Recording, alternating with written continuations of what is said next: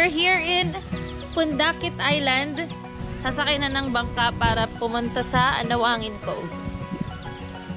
And this is where we bought our foods, the mini mart here in Pundakit.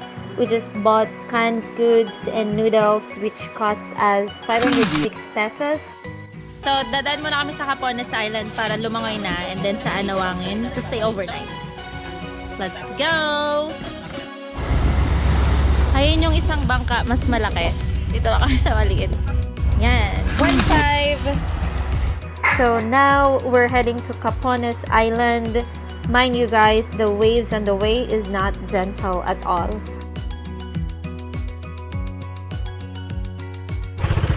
Look at the water from blue there. Dito green na siya. At sobrang linaw. Parent, sobrang ganda ng lugar. Look at the rock formation. So this is what the Capones Island offers. Look at how clear the water is and how fine the sand is.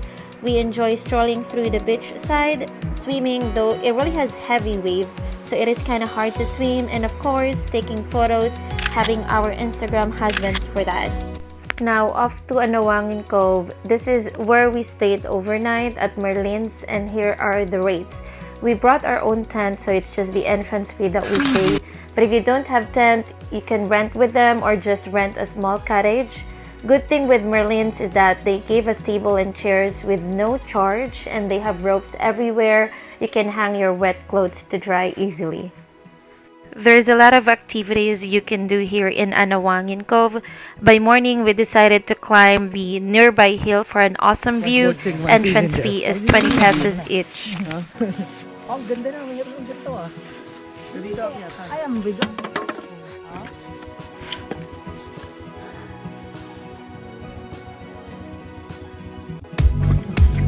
Singit muna, ano yun? Tawag na sa pa. A few moments later. Ay, hindi pala. Yup, we've made it! Teka lang, Rhea. Ayan. Struggle is real, but it's worth it. Look at the view.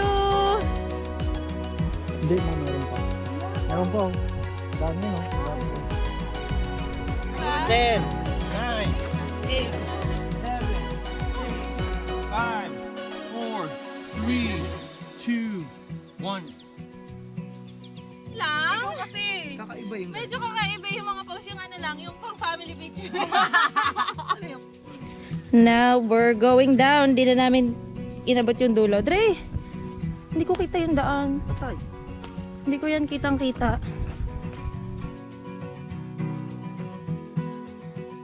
So aside from a little trekking, you can also stroll along the inlet, which now has a wooden bridge, which is a good spot for photo shoot. As you can see, we are the traveler at this time. It is very romantic and very calming.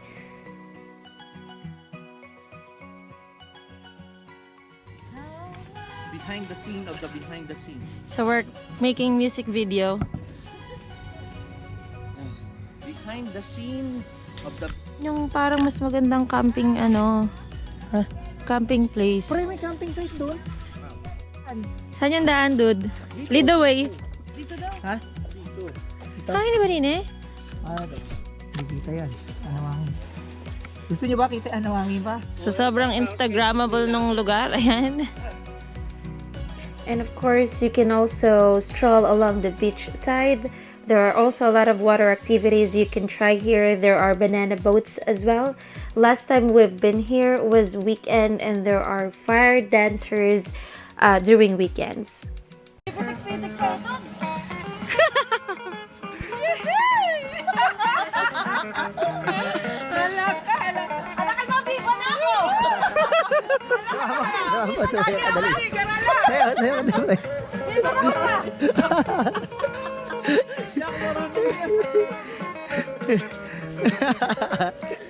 Pangkat tutubo. Ularay, kanina pa ako. Sino ganito? Wala ka mapakita.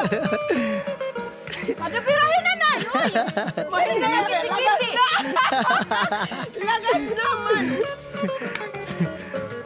Kalambol nga bata. Uy, kumara Anong tawag dito? Yung ano? Rajan. kita nanay nagsala. Kayong nakita.